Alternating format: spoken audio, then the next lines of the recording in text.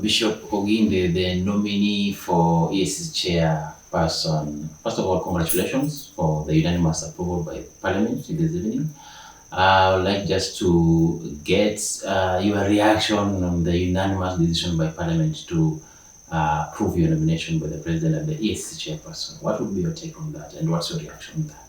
It was unanimous decision by Parliament was really a pleasant surprise because going through the process first of applying for that position, being shortlisted among the large list of number of people who came in, going for the interviews, shortlisted again, and then the president doing the nomination. It has been a journey, and you are never sure at each point whether it is going to go through.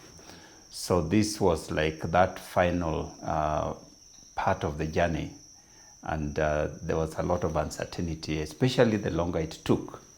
So when it came out that the Parliament has unanimously endorsed that nomination, that was really a big endorsement from the representatives of Kenyans. And it really, first of all, is a very humbling experience, but secondly, a scaring experience, because it means that there's a lot that is expected from one such as me. And I was just thinking, oh my goodness, who is equal to this task? Knowing the level of challenge that we have with this matter on corruption. Many people have gone before, they have done their best, but the monster still remains. So it's like people are expecting you to do a miracle.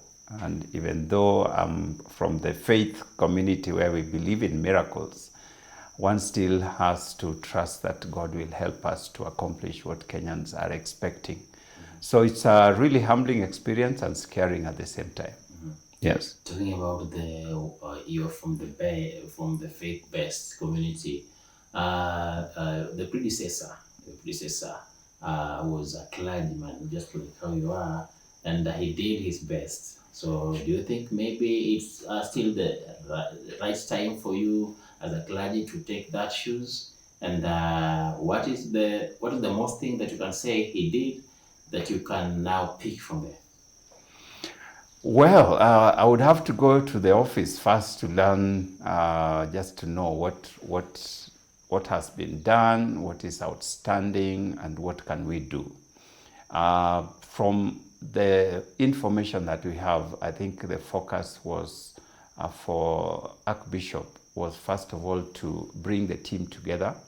There was a bit of disharmony by the time he was coming in, especially between the governance team and the management team.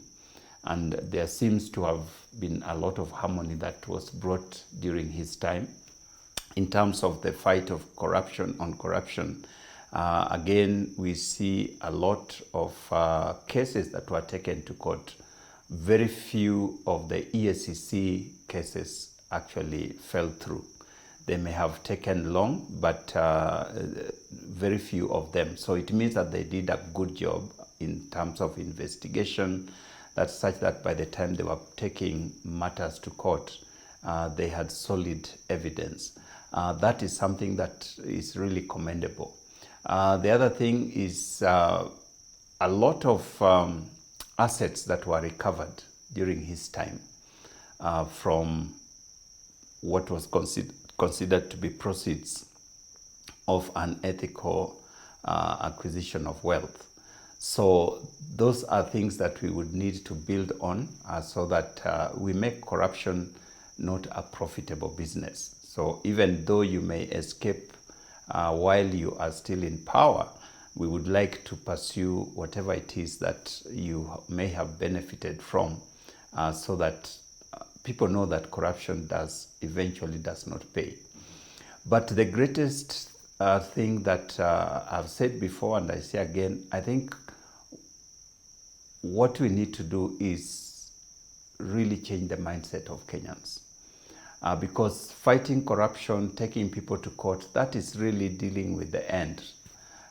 Somebody's already sick, or some even dead.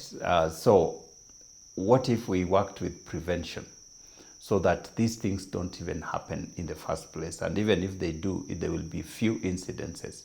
That will require a change of a perspective, a mindset change on the part of all of us as Kenyans, to know that corruption eventually kills the nation. When we talk about serious economic crisis that we find ourselves in, high cost of living and so on, a major portion of this is created by the fact that there are few people who take that which would have been ours and privatize it. So if it was allowed to stay and circulate around for us, most likely our cost of living would not be as high as it is now.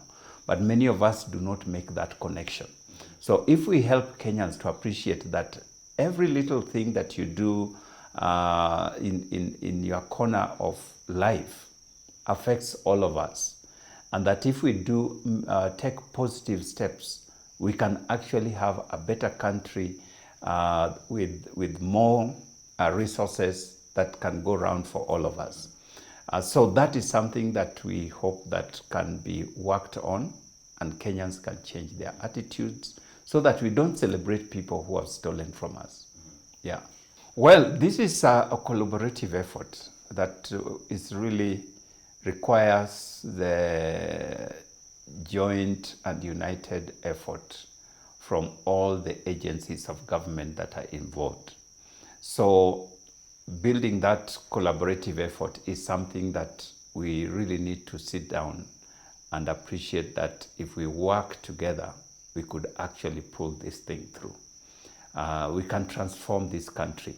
So it is not going to be one person or one group or one agency that is working on it, but that collaborative effort by the investigative agencies, by the prosecuting agencies, by the judiciary, and of course the EACC. Those are, in my view, the four most important agencies that need to work together in harmony if we are going to succeed in this process.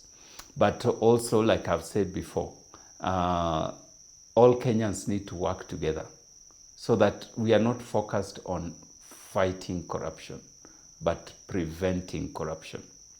I think that is where our success will be. Part of the challenge that we face now, part of it is global. I mean, there's a global recession because of COVID-19, because of the war in the Ukraine, because of drought that has hit us for quite a period of time, especially in Kenya, where we have gone for almost 4 years without proper rains.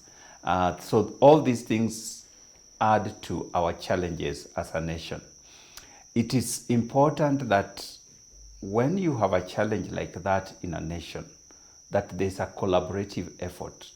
When a family is in a situation where you are suffering, that is not the time to fight. That is the time to come together and agree on how do we tackle this problem that has come into our family.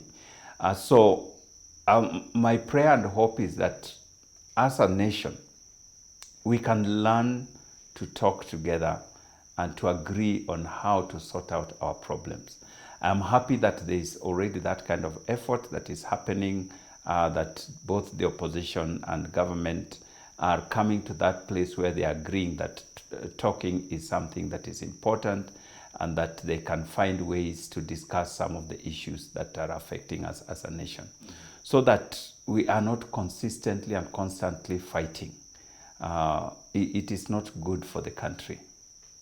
We need peace, we need a conducive environment so that those people who are trying to eke out a living find space to do so. The task that is ahead, when I think about it as a believer, as a Christian, the verse that comes to mind is a question that Paul asks: who is equal to this task? The task is big, is challenging, It's like David facing Goliath. But I believe that with God's help, it can be done. And so my call to us, as particularly as believers, is that we can commit to pray about this thing. There's a sense in which corruption is a spiritual problem. It's a spiritual problem because the heart of man is wicked. And so it thinks about wickedness, devises wicked ways of getting whatever they want. And a spiritual problem can only be sorted out in a spiritual way. And so we have spiritual weapons that we can use. And so my call to fellow believers is, let's pray together that God can bring a transformation in our country. That as we go out there, we will not go out in the arm of flesh, but we'll go out with the armor of God, so that we can bring this nation and get it into the right side up.